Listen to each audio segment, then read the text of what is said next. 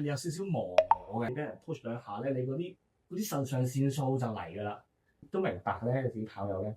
唔想嘅。好，歡迎嚟到第7集嘅 Physio 講真話。咁啊有 Albert 啦，同埋隔離身邊呢位阿 Chat，我哋兩位物理治療師咧，今日會一齊探討跑步嘅訓練模式啦，同埋咧，因為而家最近開始咧跑季咧多咗人嚟我哋診所度求助啦，咁我哋都想探討下用呢個運動科學去解釋究竟點樣去訓練先至唔會咁容易受傷咧。我諗最主要就係嗰個好多跑友咧都會有一個嘅疑問啊，就係嗱，每逢跑季咧，大家都會練得多啲啦，預備唔同大少少賽事啦，大家都會諗就係有冇一個方法係真係跑多係跑多嘅同時又唔會增加受傷風險咧？係啦，即係咪有個必然關係咧？跑得多就一定容易受傷啦，每一年都係跑多咧就哎呀容易啲受傷要睇 physio 啦，咁唔希望大家即係淨係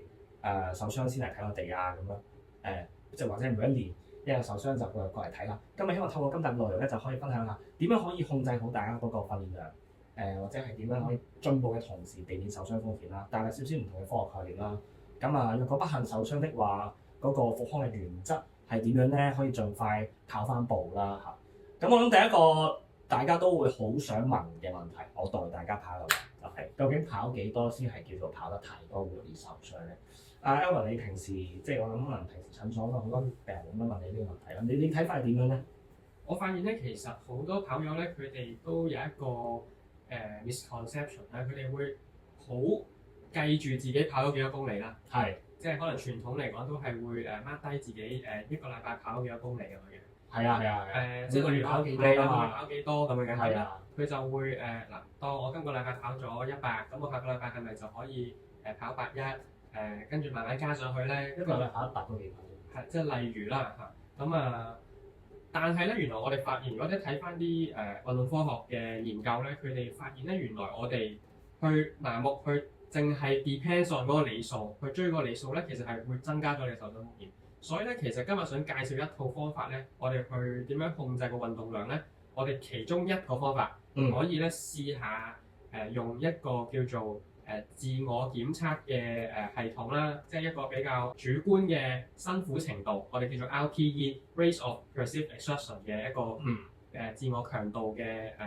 系統。然後咧，你將呢一個 RPE 咧去配合埋你訓練嘅時間，去得出一個數字。然後我哋就用一個禮拜嗰個數字去 monitor 住咧，咁就會容易啲去處理啦。嗱，即係譬如我簡單俾我舉例係咪？即係如果我嗰個感覺今次跑步我嘅強度0至10分，我覺得哇好辛苦喎，9分啊，咁然後我跑半個鐘，可能 interval 嘅訓練啦，咁就係9乘以30啦，就540就係個 unit 啦，就係個 unit 啦。咁例如如果你係跑過 easy run 嘅，咁你可能係跑咗1個鐘，但係你嗰個辛苦程度係得3嘅啫，咁就係3乘60，咁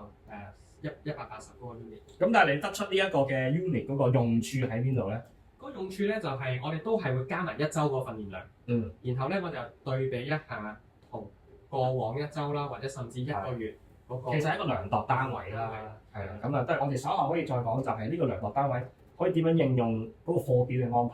排，係嘛？咁但係又咁樣講嘅，即係我哋又唔能夠話去叫做完全唔用呢個公里數去量度嗰個訓練量，因為始終呢個係叫做大家都會用跑幾多公里啊，跑幾多去即係計算嗰個嘅訓練量啊。譬如話可能我今個月我係200，我想下個月係300，即係大家都會係咁樣嘅。所以即係話除咗去淨係睇個公里嘅時候，可能又可以多一個工具去幫手去管理住自己訓練量。咁最大個分別我補充下就係我諗呢隻公里咧，其實咧就某程度上唔係太能夠反映到我哋叫做喺個科學概念上咧量度訓練量、訓練強度嘅時候，排除咗一個考慮就係我哋講嗰個 internal load。即係比如打個比喻嚇，若果係一個全職嘅運動員，佢每日跑10公里啦，咁樣計，即係佢淨係 focus 跑步，佢人生淨係得跑步嘅啫。咁佢每個禮拜咧，每一日跑10公里，同埋對比下，可能好多聽眾咧都係跑步熱愛者，但係佢會點咧？佢會係有一份每日要翻9個鐘甚至10個鐘嘅工作啦，屋企就有老有嫩啦，要湊小朋友啦。可能真係夜晚先出嚟抽時間，係一個鐘有啲壓力啦。咁比如話，我今個禮拜我其實都係跑開50公里，但係咧，我嚟緊呢個禮拜我又跑50公里，但係同時係講緊我呢個禮拜又要 OT 啊咁啊個小朋友啊嚟緊就幼稚園又要面試啊，唔係其實冇講笑，你每一年你跑季其實就係嗰啲小朋友嗰啲面試嗰啲時間啦，係咪？當我哋淨係用公里數咧去做嗰個訓練量嘅量度單位咧，係嘅。表面上望落去，上個禮拜跑50公里，今個禮拜跑50公里，理論上應該好 OK 啊。但係其實你個辛苦程度可以唔一樣咯，可以好唔一樣就嘅。因為你可能身邊有好多因素影響，係壓力啊，又唔夠瞓啊，失眠啊，你變咗可能嗰個其實就係啲狀態咯。即係大家都會講跑步狀態，其實跑步狀態係咩嚟嘅？其實咪就係呢啲咯，即係壓力啊，唔夠休息啊，食得唔夠啊。咁你變咗其實即係大家都係跑咁多，但係其實你個辛苦程度就唔同啦。咁或者調翻轉咧，其實對應緊嘅其實個心率。可能你覺得自己跑同一個 pacing 都係6分鐘 easy run 啦，哇！點解今個禮拜跑6分鐘會咁攰咧？我諗可能大家都會有同樣嘅感覺嘅，即係如果你有時忙啲唔夠休息，一陣係唔同。咁所以頭先你講話 RPE 嗰度咧，我諗俾大家嗰個 indication 就係、除咗只係數字上面去量度個里數之外咧，咁就係我哋亦都係可以透過個 RPE。我自己嗰個做法就點？我自己嘅做法就係咧，我都會去用公里數嘅，因為頭先你講咧嗰個辛苦程度，其實我哋唔能夠 predict 到個辛苦程度去 plan 個訓練課表噶嘛。咁所以，比如我同我嘅客人去講話個課表點安排，我都係會嗱，你今個禮拜跑3場，咁我哋下個禮拜咧就可能加少少，就去到35公里啦。咁樣係，因為你諗下，如果我話我今個禮拜咧嗱，你而家辛苦程度係9乘以30加，咁下個禮拜跑幾多咧？即係你 predict 唔到下個禮拜個辛苦程度。咁但係我與此同時咧，大家都跑步一定有用錶㗎嘛。咁你用錶咧，其實你每一次咧，你都係可以做個 logbook 咁樣，即係記錄形式，就我跑完之後有幾多辛苦程度。咁我可以 review 翻過往嗰幾個星期，然後就大概去 plan 啦。呢個禮拜啦，咁客觀上個公里數係咁樣。咁你哋大概啦，即係個辛苦程度控制應該係點樣？就變咗你 plan 係 plan 嗰個公里數，但係攞咩 pacing 開咩 pacing 咧，或者攞咩辛苦程度咧，你就有個 reference。我會係咁樣做。係，我同意嘅。同埋頭先所講咧，就係我如果覺得里數幾時會比較關事咧，就係可能你去 plan 啲長課嘅時候，即係例如我哋以前都講到口臭嘅10% rule 啦，咁都唔係㗎，呢個其實可以講下㗎，唔係。係都即係我都可以分享下，就係咧，我哋通常一般長課啦，去 plan 嗰個加嗰個量就係第二次跑同第一次跑，我哋相差唔好超過10%，唔好加多過10%。係。咁就會比較容易有效控制到，唔會 overload 咗咯。係。咁所以就係頭先所講，即係 internal load，我哋如果淨係用里數就未必去 cover 到啦。咁但係我哋里數都係有佢存在意義嘅。係啊，10%。你講起呢個10% rule 咧，即係每個星期唔好增加多過10% 嘅訓練量。我諗一到跑季咧，大家就好難 stick to 呢樣嘢。我覺得呢個其實係最主要點解受傷。好多人嚟到係咪我跑姿唔啱啊？我覺得跑鞋啊，其實唔係嘅，即係好多時我覺得都係大原則咯。即係突然之間跑得太多，身體都係會唔適應，所以就會產生好多過度反應。你講10% rule，我諗我最近咧睇呢個study 咧，其實2025年啱啱最新份研究咧，有一個研究就係British Sport Medicine 嗰個 journal，咁佢就話究竟單次跑步點為之多？你估唔到原來佢嗰個研究係話，若果你單次嘅跑步 single bolt 咋，單次即係今淨係一次咧，若果你比起過去嗰3個月咧，其實多10%都已經係容易增加個受傷風險。我都有睇。係啊，呢個真係最新嘅研究。你其實係比我哋想象中容易 overload。咁所以你比著話引申第二個問題啦。好多人其實可能係調翻轉啦，唔係預備跑賽季跑比賽，啱啱跑步嘅人又點樣可以慢慢去 pick up 呢個跑步嘅習慣而唔會 overload 咧？嗱，我最常咧聽到咧，啱啱開始跑步但係受傷，其實我就我都唔係跑多啫嘛，我都一個禮拜跑2-3次，每次跑30分鐘，你覺得呢一個，但佢已經有唔舒服啦。咁你會覺得其實30分鐘好似唔係好多，一個禮拜跑2次，可能開始咗1個月，跟住就開始腳痛。咁你對於即係啱啱開始跑步嘅聽眾有咩訓練建議？點樣可以控制嗰個訓練課表都係循序漸進？咁你話10% rule，你係 reference 翻上個星期嘛？咁但係我都冇跑開步，咁我點樣應用翻呢個10% rule 咧？其實如果佢係一個新手咧，我哋叫做咁，通常就可能要睇翻佢佢跑嘅時候嗰個唔舒服係，即係佢係跑緊已經唔舒服啊，定係佢跑完先唔舒服咧？可能跑快咗啫，就出事啦，係啦。咁可能我哋一般認知啦，都會知道就係跑步點樣去分配個慢跑啊，同埋 interval 啊嘅比例啦。通常就我哋叫做即係8-2黃金比例咯。係啦，即係80% 咧，我哋係希望係有一啲低強度嘅慢跑，即係控制住個心率，可能真係鬆 two 啊咁樣。咁然後咧就剩翻嗰20% 就係你嗰啲高強度訓練啦，即係可能係一啲 interval 或者 tempo run。其實通常大家都有呢個概念，但係咧就揸唔揸得緊咧？揸唔揸得緊其實係啦，同埋咧好容易心紅嘅，你睇因為啲即係我自己訓練嘅時候都會係，因為你去到嗰個強度咧，你有少少忘我嘅。咁同埋你 interval 通常都係可能上跑班啊，或者同啲朋友一齊去啊，你俾人 push 兩下咧，你嗰啲腎上腺素就嚟㗎啦，係啦。咁所以咧，我哋即係我喺呢度咧，就有時都明白咧，自己跑友咧嗰個有時跑多咗咧係唔想嘅，其實都唔想。即係你理性上係知道咧，我係應該要跑慢啲嘅，但係你見到前面嗰個你個 friend 咧咁樣跑，哇！你又住啊，你又攔唔住啊，攔唔住，一攔唔住咧就會容易受傷㗎，係啦。咁所以最緊要係咩就勒住咯。因為咁講咯，即係唔好同人比較咯，即係你可能自己定咗個目標，你規劃咗呢幾個禮拜係咁樣練咧，就 stick to 個 plan。所以其實係一個好考驗嗰個紀律性嘅，其實都真係，即係你唔能夠隨心嘅。你發覺其實通常咧過勞咧都係因為有少少隨心，即係覺得今日狀態好啲，我跑多啲。係啦，有時就係咁樣，哎呀，就係衰咗。但係其實你又好明白嘅喎，有時即係譬如我今日 plan 我要跑10K，跑完10K之後覺得，喂仲有力喎，又有啲時間喎，咁你知啦，其實大家有時跑步都係軍備競賽咁樣噶嘛，大家喂今個禮拜跑幾多啊？喂今個月跑幾多啊？哎呀跑唔到60，即會咁樣噶嘛。有時又心，我想追多幾公里，係會咁。特別係咧，我唔知你有冇發覺咧，其實而家咧有標嘅，個標咧嗰啲數字咧係某程度上咧係 keep 住好似咧張成績表咁樣。咁你諗下，你以前啊，你可能你記錄喺本筆記簿度間唔時睇下，你而家每一次睇標就見到自己隔離今個禮拜跑幾多公里，你每次睇，咁你有時咧就會心紅㗎啦。望住啲數字咧，唔知有啲人都係咁樣㗎嘛。我自己係啦，10，我因為今日佢跑18，30咯，做30，即係會咁樣嘅，係啊。咁所以即係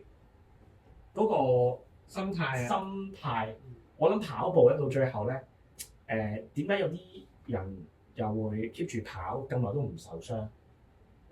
有啲朋友咧，佢就會可能跑嘅時候又會傷下，間唔中又傷下，好間唔中又傷下。我諗都係呢一樣嘢，即係嗰個紀律性同埋你點樣去規劃你嗰個訓練，然後你又做到喎。係啊，所以我覺得跑步得意嘅，即係佢講嗰種耐性咧，唔係純粹係你跑緊嘅時候嗰種長時間，即係嗰個耐性，而係當我哋去想進步啊，去安排個課表嘅時候，我哋點樣可以即係勒住自己個心急，循序漸進咁樣去安排咧？即係做咁，我覺得呢樣又唔係跑步啊。上次我哋講做 gym 啊、訓練啊，或者所有都係，其實呢個有少少去到一啲哲學層面㗎都係。即係原來做所有嘢都係嘅。做所有其實你慢慢你穩定輸出咧，其實你慢慢之後就會見到個回報咯。即係其實呢啲係你即係付出完一定有收穫嘅。但係嗰個你睇到嗰個成績嗰下未必係咁短時間即刻見到。但係你只要堅持咧，你慢慢可能你真係去到第第8個禮拜、第12個禮拜一定有啲開始人睇到，會見到一定。有睇到。不過咧，有啲人咧，佢有可能會有一個疑問：點解我跑極跑好多都冇乜進步咧？咁就帶落去我哋講下一個嗰個 topic 就係解釋頭先講8-2法則啦，即係80% easy run 啦，輕鬆跑啦，咁20% 就可能啲速度課或者係高強度啲啦。或者80% 係低強度訓練，20% 係一啲高強度訓練。阿張可唔可以分享下究竟即係解釋一下咩意思咧？其實嗱，我哋講80%係低強度訓練啦，即係通常大家講 easy run 啊。其實咧，我哋通常就係按住心率去釐定嘅。咁我哋如果跑步咧，個標咧都分鬆 1, 2, 3, 4, 其實而家都好準啦，好準嘅。基本上咧，輸入咗呢個年齡之後咧，咁其實佢就會可以睇翻你嗰個最大心率，最大心率啦。然後咧，我哋就會區分就係唔同嘅心率區間啦。咁講緊即係 easy run 可能係去到6至7成嘅最大心率。最大心率其實即係話係你嗰個220減歲數，係啦，呢個就籠統啲嘅計法啦，係啦。咁啊，當然有啲其他複雜啲就係講 heart rate reserve 啊，咁呢啲好複雜啦。咁但係總而言之就係6至7成嘅最大心率就係叫做 easy run 啦。咁或者再簡單啲嘅話咧，就係可以講到完整句子，但係唱唔到歌。我可以傾到偈，但係唱唔到歌嘅。即係講緊跑緊嘅時候啊嘛。係啦，跑緊嘅時候，咁就叫 easy run 啦。咁其實應該咧就係8成嘅訓練咧，都係一個比較舒服啲嘅節奏。2成就係頭先講一啲 pace run 啦，可能定一個即係叫做快少少嘅 pace 去跑啦，或者係 interval 去跑，都2成時間啫，2成嗰個量係咁嘅啫。咁至於你話嗰 easy run 嗰度咧，點解咁樣係最重要？因為研究咧去睇翻咧，stay 喺一個 zone 2啦，或者叫做即係稍為低強度嘅耐力訓練嘅話咧，係最主要咧增加翻第一個燃脂消脂嘅效率啦，第二就係增加翻我哋身體細胞裏面線粒體嘅密度啦，等等等等，即係其實鍛鍊緊個 energy system， 係嗰個大氧系統嗰個 energy system。咁你話至於去到一啲高強度啲嘅訓練咧，就係鍛鍊緊我哋嗰個嘅最大攝能。咁有啲人點解會話我其實都 keep 住練咧？點解好似練極都進步唔到？其實就係好多時有機會咧，佢個訓練強度一直咧都係跌落喺中間，即係唔上唔落咯，又唔 easy，但係又唔 hard 咁樣，係啦，即係咁就變咗好尷尬啦。佢好其實好慘嘅啫嘛，又練得辛苦，但係咧就係正因為其實跌咗去 zone 3嘅一個訓練強度，可能就係 keep 住856，keep 住856，咁變咗練咗好耐咧，就都好似喺個樽頸度爭啲。其實我明嘅，即係咧，其實有少少違反嗰個人性或者常理咧，就係我覺得我跑得快啲係辛苦先會進步噶嘛，但係原來就係唔使咯。係啊，一係即係一係好輕鬆，一係就辛苦，好辛苦。即係我有呢個叫做 polarized training 啊嘛，兩極化訓練。但係研究話俾你聽，其實兩極化訓練係對於嗰個長跑表現咧仲有幫助。咁其實係㗎，即係你有課，但係你又要唔跑得快，又係去翻嗰個你有好耐性嗰樣嘢咯。你好有力，但係你可唔可以跑快？係啦，即係如果你同埋咧，點解 zone 2 training 係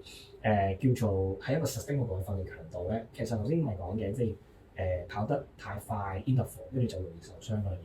因為你 zone 2咧，你心率低嘅時候，你嘅代謝壓力低。就比如其實如果你 keep 住 zone 2跑，可能你每日跑都得添。即係你可能今日跑完10公里，如果你係嗰個係一個 zone 2嘅強度，可能你 RPE 淨係得10分，每分係得4或者係。咁你第二都可以少跑，即係你變咗你嗰個需要休息嘅時間係相對恢復嘅時間係短啲，但係你長遠咁樣落去，你咪有個空間去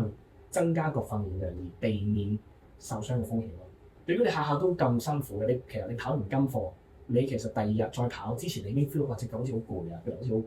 好緊啊！其實加唔太能夠可以有個空間去加太多訓練量，係咁所以跑慢多少少嘅時候咧，其實係容許我哋有個空間去 keep 住增加佢。點解有啲人可以跑幾百一個月？係即係其實就係、都係因為大部分嘅訓練都係一個 zone 2，所以佢就可以比較短嘅時間恢復咯。咁但係如果我哋我唔得喎，我覺得呢一課有力我要去，下下都有課就要去晒咧，就通常好快冇課啦。係，即係跌咗個陷阱啦。係啊，個陷阱就係、我覺得我一定要每一課都要俾全力。但係原來好吊詭嘅係科學化訓練話俾我哋聽，其實係唔需要下下都俾全力。係咁，呢個就係好得意嘅地方，係啊。好，咁不如我哋又講下都係比較controversial，就係、咦，究竟我係跑步㗎嘛，我使唔使做 gym 咧？又翻嚟呢個問題，其實我聽過好多都係話唔使嘅，係咪啊？跑步啦，做 gym 同跑步好似兩個系統，或者我其實聽翻可能好多跟開跑步教練，其實佢哋都冇一個 practice 係要做強化訓練。咁但係你點樣理解強化訓練對於跑步嘅嗰個重要性咧？其實因為我哋頭先咧花咗好大嘅篇幅去講load management，即係負荷管理啦。咁但係其實另外一大個好大嘅因素令到你唔會受傷咧，就係講緊你嗰啲組織嘅 tolerance，即係你嗰啲耐力，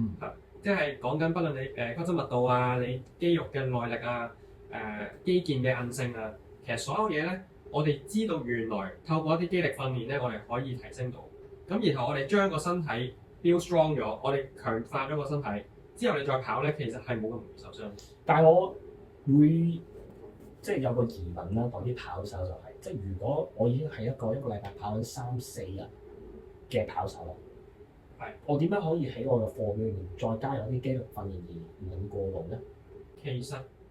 當然啦，當你有一啲係高強度訓練課嗰日咧，我哋當然唔會再叫佢做 gym 啦。但係你話如果一個禮拜有1課至2課嘅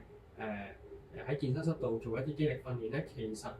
唔會令到佢容易咗受傷。所以咧，其實反而係我哋只要將個訓練課表咧砌到揼揼冚，即係可能你係休息嗰日或者我哋係 easy run 嗰日咧去做 gym 咧，其實係對個身體係有幫助。有冇啲 clinical case 咧可以大家分享下？其實都有嘅，就係最近咧有一個跑手佢嚟睇啦，就係講緊佢嗰個阿基里事件即係跟腱有啲 reactive change 啦，即係佢有啲過勞啦。簡單嚟講，即係佢個肌腱阿基里事件之後，我哋腳踭嗰條最粗嗰條筋。咁佢就都係衝完之後，衝完一啲interval 之後就開始有啲不適，覺得好緊嘅。咁佢嚟到診所，我就問佢嘅即係跑步習慣啊。咁發現咧佢係有做 gym 嘅，其實，但係咧佢操上身。佢係操上身嘅，力威健身係啦。咁咧就少啲係去集中練隻腳。咁但係跑步我哋知道其實要一定係腳為先啦。即係我哋講緊我哋個臀啦，即係我哋啲臀大肌啊、四頭肌啊、小腿啊啲肌肉，其實我哋都要有一定嘅肌力嘅。咁所以咧就同佢去傾翻，我哋將嗰個佢仲有做 gym 噶嘛，咁我哋將做 gym 嗰咧，我哋加翻一啲練腳嘅練習咁樣樣。咁然後當然我哋頭先再處理埋佢嗰啲訓練課表嗰個 overload 個問題啦。咁其實基本上咧，大概過咗3至4個禮拜咧，其實佢嗰個腳緊嘅問題已經係接近消失咗。咁我哋陣間都會提到一啲訓練嘅模式啦。咁但係簡單嚟講就係我同佢做完啲肌力訓練之後，再做一啲增強式嘅訓練。即係一啲彈跳嘅訓練，咁之後其實基本上佢嗰個問題已經解決。impressive 啦，呢啲即係其實相比起即係淨係放鬆啊或者針灸啊，我諗我哋處理跑步嘅時候比較睇重嘅係第一課表安排啦，咁所以我哋開始花落一篇幅啦。第二就係其實肌力嘅強化，係其實你通常呢啲類似咁樣嘅 case 其實係即係反而你會覺得浸啊、按啊、鬆啊、碌啊，係比較次要啲咧。其實我通常咧，如果你話喺診所，我通常係同佢傾佢點樣練，多過係真係做一啲好被動式嘅治療。其實當然你話如果真係好急性嘅發炎，可能有啲人會prefer 我要做衝擊波或者點樣樣。咁呢個都係 case by case 去咁樣睇啦。咁但係一般咧，我自己感覺上就係頭先嗰兩樣嘢最緊要啦，即係課表啦，同埋肌力訓練啦。咁一般。所以嚟到診所咧，我真係如果佢要做放鬆嘅話咧，其實我叫佢自己翻去碌啦。其實大家跑友我都唔信大家唔識碌啦，即係碌分碌啫嘛，係咪？咁但係講緊有時就係可能俾少少建議佢碌邊一個位啊，或者係碌幾耐啊，幾時碌啊？即係通常我建議就可能你高強度完，咁你嗰晚咪碌咯。咁我自己經驗咧就係我發覺咧好多嘅有受傷嘅跑友。佢最容易忽略訓練嘅肌肉咧就係臀中肌，大家有個同感啊？臀中肌會嘅，即係我哋講話下肢訓練嗰啲，下肢受傷問我根源啊，就係、臀中肌影響到好多單腳穩定啦，變相就影響佢盤骨穩定性啦，盤骨穩定性啦，腳弓嘅穩定性啦，咁繼而就係會令到有好多譬如過分船前啦，嗰、個腳掌就咁你會增加到呢個問題咧，一剝嘅喎，即係脛後肌肌腱過勞啊，Achilles 過勞痛啊，骨膜發炎啊，又會即係容易增加 IT band 受傷啊，全部都係關我臀中肌事。咁咧你如果好多時候有趟 assess 咗咧，我發覺好似10個有超過一半咧，其實我都都要練翻臀中，做啲咩動作可以練到臀中咧？大部分單腳嘅強化動作都可以練到臀中肌。咁即係最 typical 會做一啲單腳嘅臀推訓練啦，又或者係我會教，甚至就係做一啲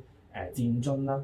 等等咯。單腳嘅硬拉啊，單腳係等等咯，係等咯，係啊咁樣咯，係啊。即係呢個臨床上咧，我都想分享下咧，其實過去有啲跑友去 work with 咧，就係有啲咧其實佢 keep 住都係好高分嘅，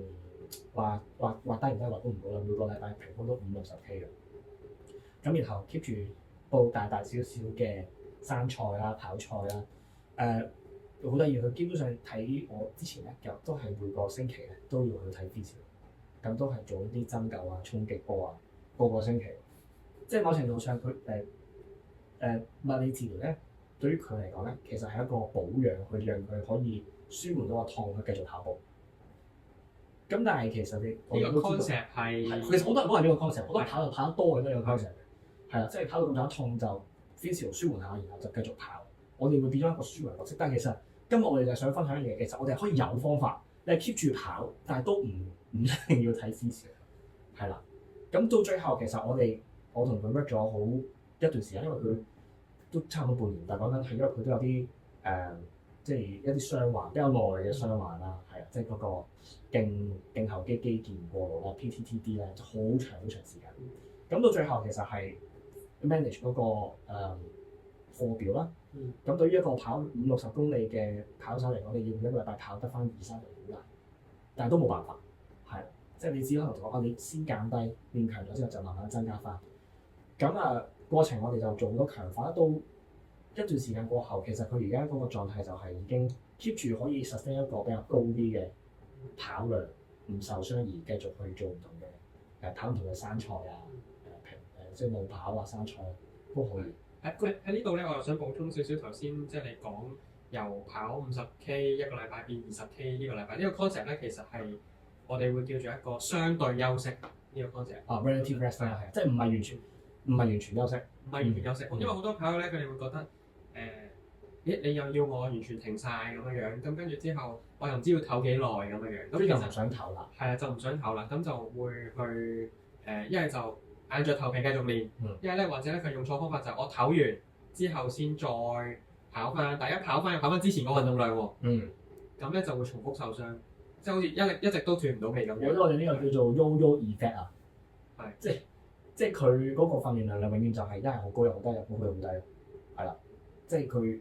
一痛跟住就完全我冇辦法啦，休腳啦，咁呢個禮拜唔跑咯。咁佢唔跑個禮拜一定好嘅，你唔使睇你治療，你唔跑個禮拜你本身跑咁多一定好。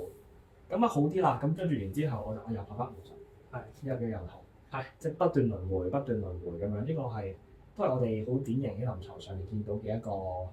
一個 picture 啦，係啦。所以就係我哋即係希望，如果大家聽到呢一集啦，都攞到少少嘢咧，就係即係其實我哋 physio 嗰個角色其實係想去幫你 adjust 啲訓練量啦，同埋教你針對邊啲肌肉去強化啦，而唔係真係一個即係幫你鬆下啲筋，然後你又繼續跑，然後痛完就翻嚟又繼續針灸打衝擊波咁樣，其實咧就變咗冇需要啦。其實如果要舒緩下，其實去按摩都得咯。係啦，即係唔需要特登嚟睇物理治療咯。我就覺得係啦，唔好意思，即係我哋個角色應該係可以幫到一啲跑友去 sustain 佢嘅訓練業，即係 empower 到佢。其實之後佢斷咗尾之後，其實可能幾年都唔再傷喎。係㗎，臨床上都即係好多唔少嘅成功案例啦。係啊，咁我有啲可能就係講緊6個禮拜後要跑10K，係啦。咁然之後都係我好印象深刻就係咧，我哋係真係直情咧拎住個 calendar，拎住個月曆出嚟，會㗎，出嚟。即係攞個電話覺得嗱，你6個禮拜後要跑10K，OK，而家你受咗傷，OK，我哋點樣 deload 完，再慢慢加上去，去到你比賽前1個禮拜 peak week 可以跑翻大概訓練，可能1個禮拜20-30K 而唔痛，咁你跑嗰隻10K 就應該可以好 OK 啦。即係變咗我哋 plan 緊嘅係 plan 緊1個月、2個月嘅訓練課表，即係拎住個月曆去一齊去 plan，然後啊你呢一日可以做一啲咩嘅強化動作 sustain， 咁就可以一個 sustainable， 即係變咗佢哋嚟到嘅時候，唔係淨係3日內我同你止痛，我成日都我同呢啲病人啊咁樣講，其實你要嚟止痛，你唔使睇我，你食止痛藥嘅喎，你想睇物理治療啫，你食粒消炎藥、止痛藥睇醫生 GP 都 OK 啦，即係你睇得物理治療嘅，你梗係想斷尾呢件事啦，你唔係諗住係咁探我噶嘛，係咯，就係咁樣咯。所以係啦，希望即係聽完即係各位跑友聽完之後咧，都可以即係重新認識我哋其實物理治療師嘅角色啦咁樣。咁我哋講緊傷患啊嘛，我哋而家咁不如我哋分享下唔同嘅傷患咧，原來都有少少唔同嘅處理方法。係嗱，最常見啦，跑步離不開嘅就係肌腱受傷啦，肌腱過勞啦，比如我哋常聽到嘅係阿基里斯肌腱啦，或者係膝頭前面髕腱啦，咁肌腱過勞一類啦。咁第二類咧就係骨膜或者骨性嘅過勞咯。比如我哋會話頸內側嘅壓力綜合症啦 ，medial tibial stress syndrome 啦 ，MTSS 咯。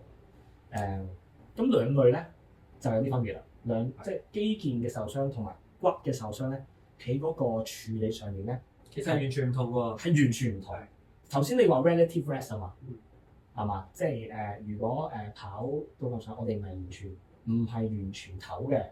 就係叫相對減輕個訓練量，再慢慢加翻。呢樣嘢咧，對於 tendon 肌腱受傷咧係嘅，係啦，即係肌腱係適量嘅壓力俾佢咧，其實係會對佢復康有幫助。你反而完全唞咧，係對於個肌腱嘅復康係有影響，甚至係會令到本身受傷咗嘅肌腱咧更加變弱添。咁但係如果係骨咧，骨過勞咧就係咪咁樣咧？骨嘅話咧，我哋就反而就唔可以 relative rest 啦。今次咧，我哋真係要完全唞喎。因為咧骨嘅問題咧，我哋講緊其實佢係類似一個壓力性嘅創傷咧，佢係喺個骨膜周邊咧係有好多類似水腫啦、發炎啦咁樣樣。咁如果你唔理佢，你繼續跑咧，甚至係你減咗量咁樣跑咧，佢都有機會令到骨膜咧佢係最嚴重係可以有啲壓力性嘅骨折。壓力性骨折講一講就係完全唔可以行路咯，即係直情係痛到你行唔到添。行唔到路啦，即係若果要處理佢嘅話，就通常可能睇個醫生照個 X 光片 confirm 咗之後，醫生就會建議你可能唔可以踩地行路，或者可能你着個 foot boot，着對保護嘅鞋咁樣減少受力啦，咁樣去處理。所以一般喺診所咧，如果有一啲頸前疼痛咧，我哋講medial tibial stress syndrome 啦，咁咧我係會小心啲嘅，即係我會 cautious 啲咧，就係可能佢個量一開始會減得多啲，即係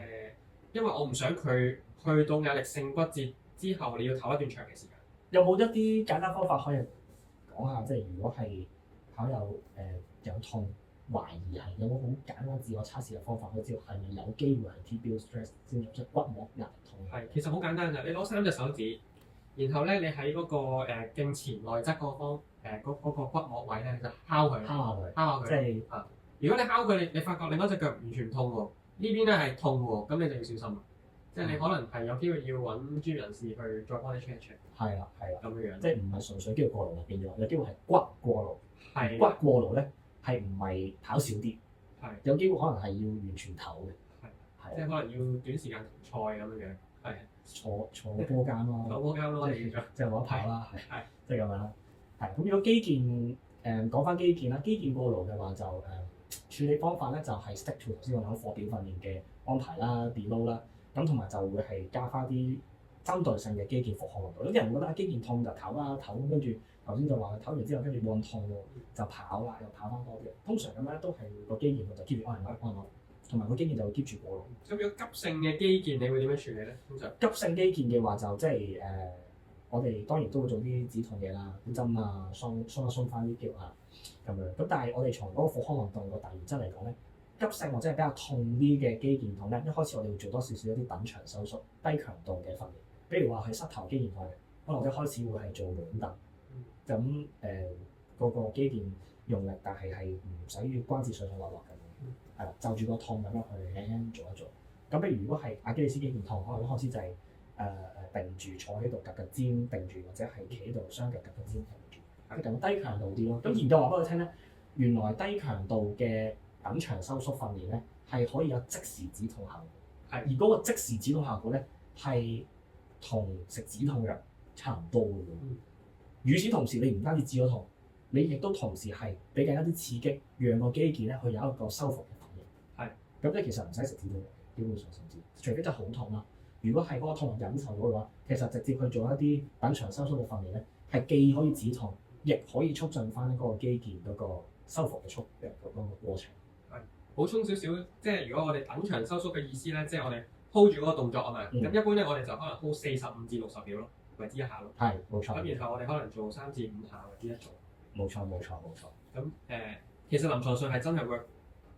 即係見到佢哋係即係可能做1個禮拜之後咧，佢嗰個痛好快冇㗎啦。係如果佢本身譬如係啲 reactive change 嗰啲咧，即係啱啱痛起咗少少，可能做一做啦，跟住配合個課表，其實1、2個禮拜內就已經冇痛，你就可以做翻啲下一個 stage 嘅啦，就係下一個 stage 就係強化翻嗰個容易過嚟嘅肌腱啦。咁文天上我哋就會做 heavy slow 嘅阻力 heavy slow 嘅阻力訓練啦。咩叫 heavy slow 咧？咁其實就係有定義嘅。heavy 係講即係你攞嗰個重量去做嗰個強化動作咧，你係大概做5至8下。係啦。咁我其實可能我通常我會 practice 做6下，做6下。咁比如可能係攞一個重少少嘅壓力去做夾嘅先，而佢淨係做6下，仲有去到第6下咧就已經差唔多做唔到第7下啦。即係可能剩翻2下貨仔嘅啫。係啦，冇錯啦。咁跟住可能就做3組咁樣。咁當你去攞到咁樣嘅重量去做一個強化動作咧，咁通常你做嘅時候咧就係會慢啲，你快唔到，因為佢好重啊嘛。咁所以呢個就叫做 heavy slow 嘅阻力訓練。咁文理上嚟講咧，對於肌腱嘅修復咧，做重同埋做咁樣做慢嘅話咧，係有一個好顯著嘅修復效果咁樣。咁到再好啲啦，就會開始就做翻一啲landing 啊、跳躍啊，或者係跑多少少啊，或者叫增強式嘅訓練咯，就去再刺激翻個肌腱咧，去我哋叫做 remodel 翻，即係改善翻個成個肌腱嗰個韌力狀態。咁其實唔係痛先做呢啲嘢，研究話俾我聽，就算如果我哋跑落咧冇痛嘅話咧，做呢啲咁嘅動作咧，都可以強化肌腱，而強化肌腱係可以幫到啲咩？就係講個可以提升翻我哋咧每一下跑步着地嘅時候個回彈，即係講好似條筋有力啲咧，就變咗隻腳好似彈啲。咁我哋科學上咧有一個 term 嘅，呢個就叫做 running economy，即係嗰個經濟性嗰個跑步嘅經濟效率，即係我俾同一個力，但係咧佢就可以幫我彈啲啦，咁樣咯。咁所以 echo 翻再之前我哋講話跑步係使唔使做強化咧？其實跑步做強化其中一個好處就係除咗增加翻個肌肉力嘅時候咧，就可以增加翻個肌腱嗰個韌力，而從而提升翻個跑步嘅效率。我一步我就可以可能跑快多半米啦。好，咁其實講咗嘢都差唔多啦。咁我好快咁樣去總結下我哋今日講咗啲咩啦。咁基本上我哋今日首先一開始我哋講到嗰個訓練量，我哋可以有啲方法去 monitor 啦，即係例如無論係我哋用RPE 啦，即係用一個self-perceived exertion 又好啦，一啲心率去控制啦，甚至里數啦，其實都係有唔同嘅工具去幫自己去 check 住自己嗰個訓練量係點樣啊。咁跟住之後，我哋又提到一啲講緊課表嘅安排啦，點樣去80-20去嗰個比例啦，控制嗰個透過控制個心率啦，去分配翻個訓練強度啦，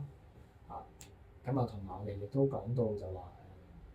唔同嘅受傷嘅處理解決處理方式啦、復康嘅原則啦等等。到最後其實我哋都係希望帶出嚟嘅啫，就係我哋物理治療師咧，其實係希望可以幫到大家，就係除咗處理個痛之外咧，係可以 keep 住去訓練進步而唔受傷，係啦。咁而唔係停留喺一個我哋即係幫佢舒緩處理個痛嗰樣嘢咯，係啊。呢一點好重要，好緊要啊！呢一點因為基本上就係如果大家我哋可以 align 到呢樣嘢嘅話咧，其實我相信好多跑友就唔使受咁多苦啦。係，絕對係，同埋就唔需要每逢秋冬睇 visual 啦。都會突然間多咗好多啊！呢幾個禮拜真係。係咯，其實就係、只要訓練嗰個課表控制得好啦，頭先講嘅大家嘗試去應用翻喺大家嘅訓練裡面嘅話咧，希望就話大家可以跑到好成績，係啦，咁就唔使每逢秋冬就要睇數字啦。咁我呢度都預祝大家，如果今年係或者下年年初有報比賽嘅，希望大家可以跑得好啲，冇受傷，同埋可以做到自己成績。長跑長有咯，長跑長有。OK，好，就咁樣，今日時間差唔多啦，多謝大家。